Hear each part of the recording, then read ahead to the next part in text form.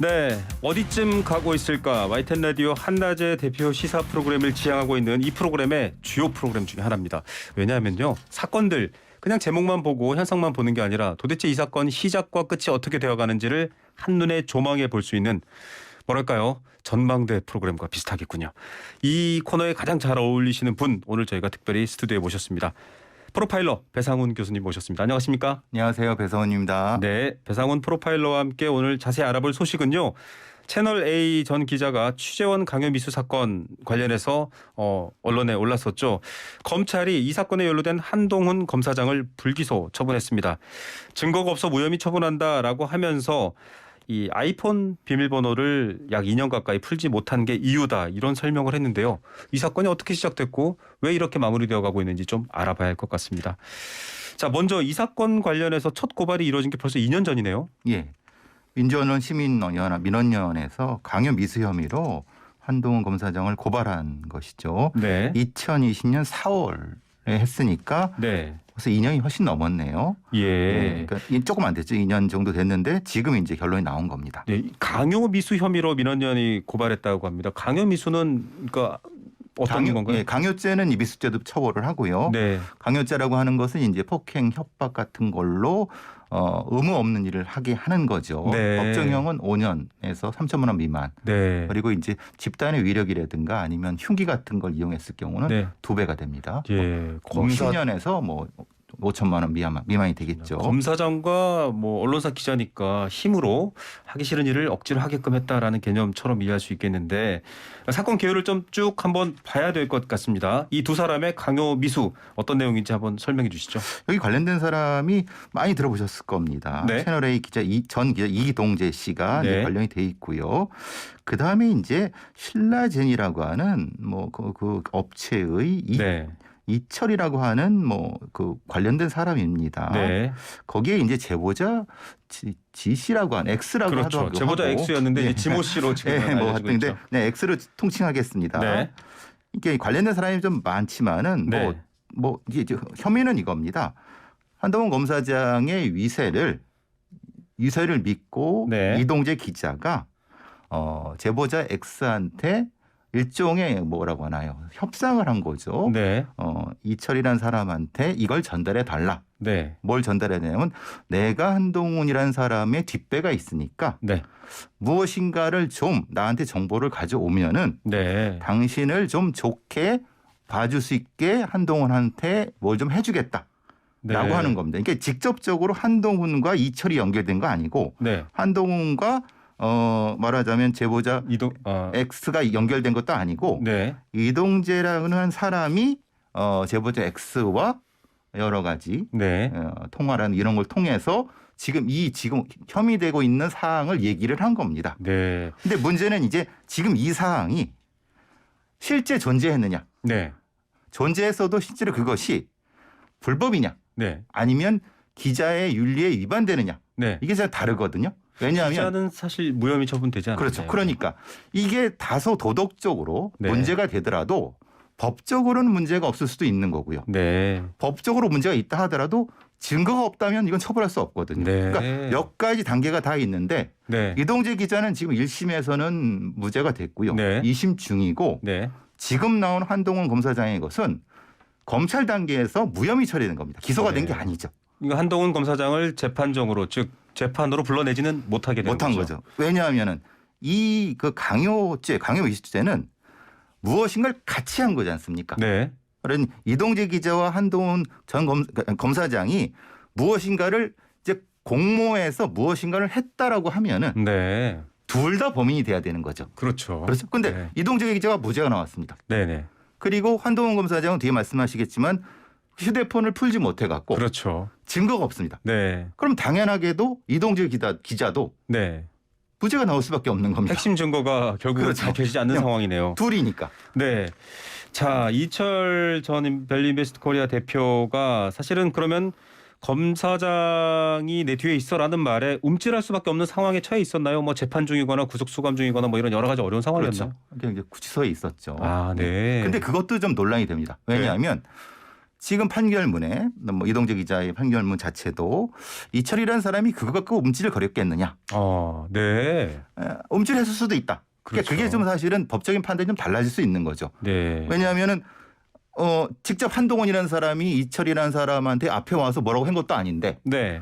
기자라는 사람이 내가 내 뒤에 누가 있어. 그러니까 나만 믿고 뭘 해라고 했을 때 상식적인 이걸 가진 사람이 그걸 움직였다고 하면 그것이 상식적이냐라고 하는 것도 법적인 판단에서 이동재 기자가 무죄가 나온 그 근거가 될 수 있는데 네. 그거 전제는 뭐냐면 증거가 없다는 겁니다. 정황상으로는 지금 제가 말씀드린 게 다 그렇죠. 뭐 아구가 맞는데 네. 근데 이 문제는 이제 증거가 없으니까 이거 추정안인데 네. 법은 추정으로 할 수 없습니다. 그렇죠. 그래서 지금 이게 논란이 되고 있는 겁니다. 법이 추정하는 건 무죄 추정에 그렇죠. 무죄 추정이 없습니다. 그렇죠. 자, 그런 것 같은데 뭔가 정황이 그렇잖아라는 건 있지만 핵심 증거 이 얘기 해야 됩니다. 핵심 증거는 결국 요즘은 이제 디지털 시대니까 그 사람의 핸드폰이나 소통 수단을 들여다보면 어떤 대화가 오갔는지 증거가 남아 있는데 아이폰 저도 사실은 이 기종의 스마트폰을 쓰고 있는데 못 풀었다고 합니다. 이거 못 푸는 건가요? 논란이 많습니다. 그러니까 말하자면 재작년 작년의 보도를 보고 제가 좀 다른 쪽에 알아본 바에 의하면 FBI에서 이스라엘의 관련 업체에 이 기술이 있다고 하는 얘기도 있습니다. 네, 있죠. 그러니까 FBI에서 미국에서 사건이 발생했을 경우는 어떻게 하느냐. 네. 아이폰을 못 푸느냐. 네네. 근데 이제 일부는 풀 수 있다는 얘기도 있고요. 네. 그 이스라엘 업체의 그 프로그램이 아주 좋다.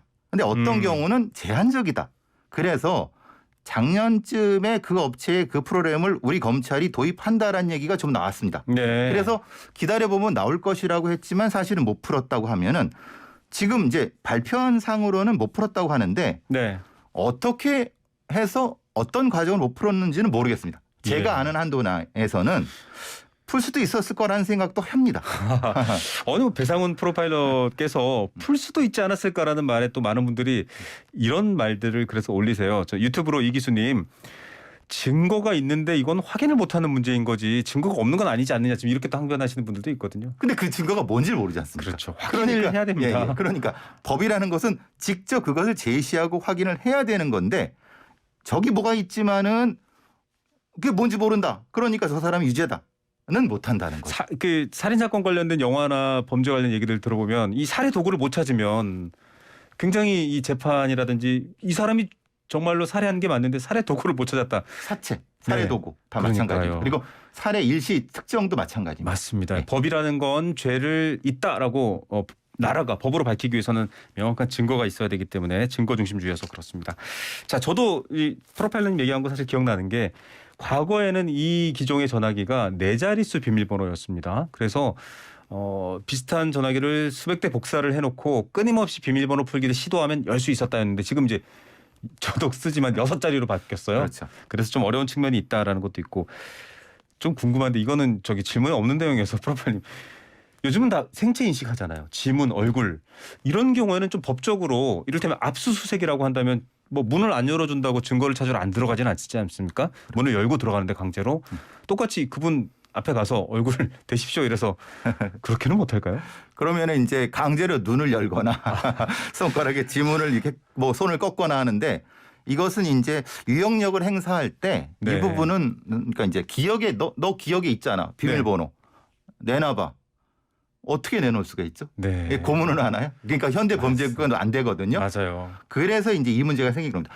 본인이 자기 죄를 부정하는 자기 부죄는 처벌할 수가 없습니다. 그러니까 한동훈이라는 사람이 아무리 뭐 밉고 싫다 하더라도 나는 제출 안 할 거라고 하면 그거 자체가 죄가 되지 않았습니다. 네. 근데 참 어려운 점이 있네요. 도덕적으로는 문제가 있죠. 네. 왜냐하면 고위 공무원이 그걸 그렇게 하면 안 되는데 네. 근데 우리는 지금 법을 따지는 거기 때문에 그렇죠. 그래서 사실은 어려운 점이 있는 겁니다. 맞습니다. 정치적인 얘기는 또 별도로 저희가 다루겠습니다만 오늘은 지금 이 사건에 대해서 얘기하겠습니다.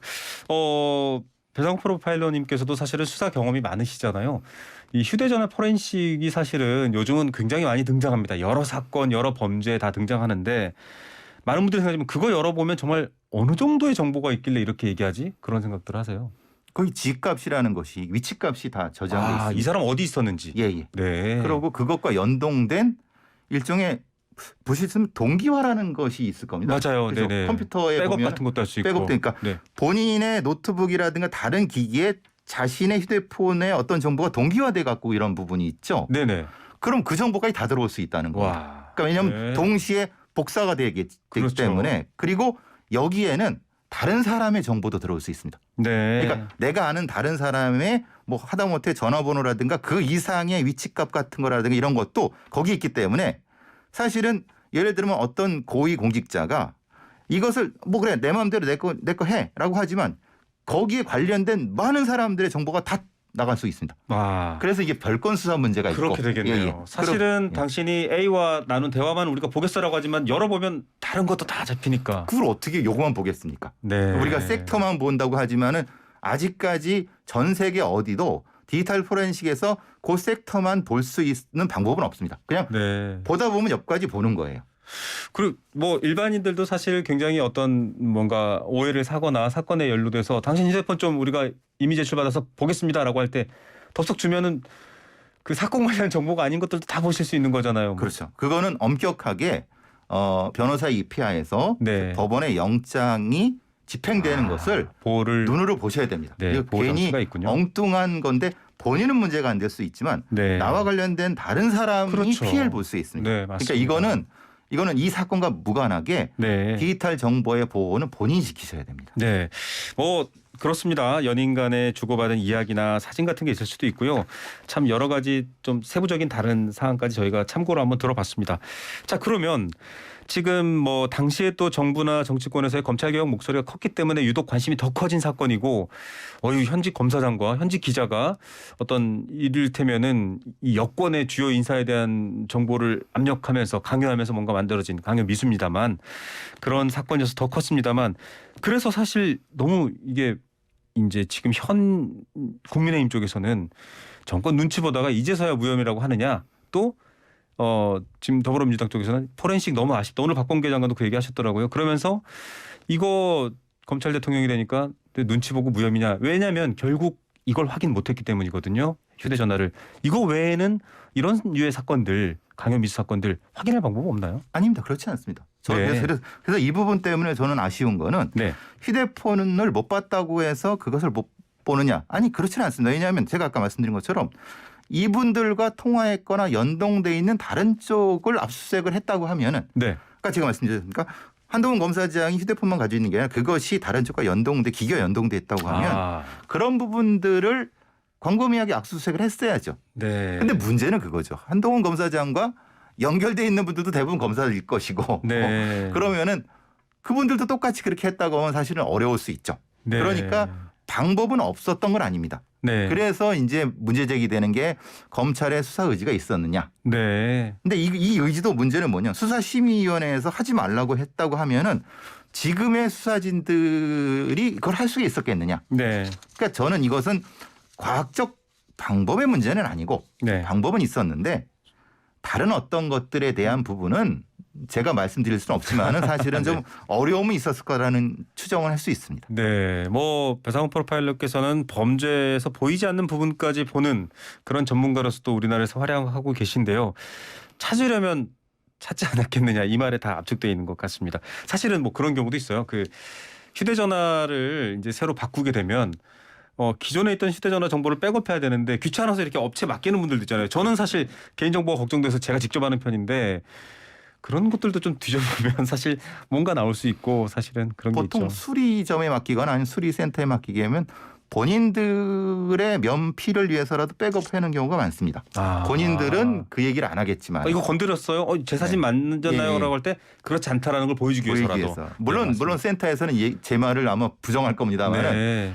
그건 뭐 본인들한테 일상적일 겁니다. 네, 아닌 분들도 있을 거고요. 있을 또 거고요. 예. 클리어하게 또 고객의 정보를 다 지우시는 분들이 훨씬 더 많고 그렇습니다. 저는 뭐 어떤 하나의 어떤 사례로서 얘기를 드린 겁니다. 자, 그러면 이제 이런 경우 검찰이 무혐의 처분했습니다. 즉 검찰의 권한인 기소, 당신을 재판에 세우지 않겠다라고 결정되면 이거 뭐 마무리되는 건가요? 아니죠. 제한고가 있죠. 절차상으로 제한고 있죠. 그렇군요. 검찰의 처분도 종국 결정은 아닙니다. 네. 그래서 다시 한번 하고 그것이 또 하면은 다른 방식으로 네. 할 수 있지만은 문제는 이제 지금의 상황이 이게 재항고를 한다고 해서 어차피 그 수사팀들인데 핵심 증거는 여전히 또 못 예, 열고 예. 있고. 왜냐면 네. 그건 열어야 되는데 네. 그렇기 때문에 참 쉽지는 않을 겁니다. 방법은 있지만은 이 아이폰은 한동훈 검사장한테 돌려드리나요? 그러면? 지금은 아직 그러니까 만약에 지금 이게 확정이 되면 돌려주겠죠. 최종 확정이 되면 예, 돌려드리고. 아직은 이제 이 재항고 뭐 여러 절차가 있으니까 그렇죠. 아직은 아니죠. 예. 예, 이게 뭐 불복해서 지금 항고할 경우에는 여전히 수사 상태이기 때문에 핸드폰을 돌려주지 않겠지만 그런 상황이 되는군요. 다 끝나면 알겠습니다. 돌려주죠. 예. 알겠습니다. 정말 모르는 재미난 얘기들까지 어디쯤 가고 있는지 여러분도 잘 아시겠죠? 배상훈 프로파일러였습니다. 감사합니다. 감사합니다.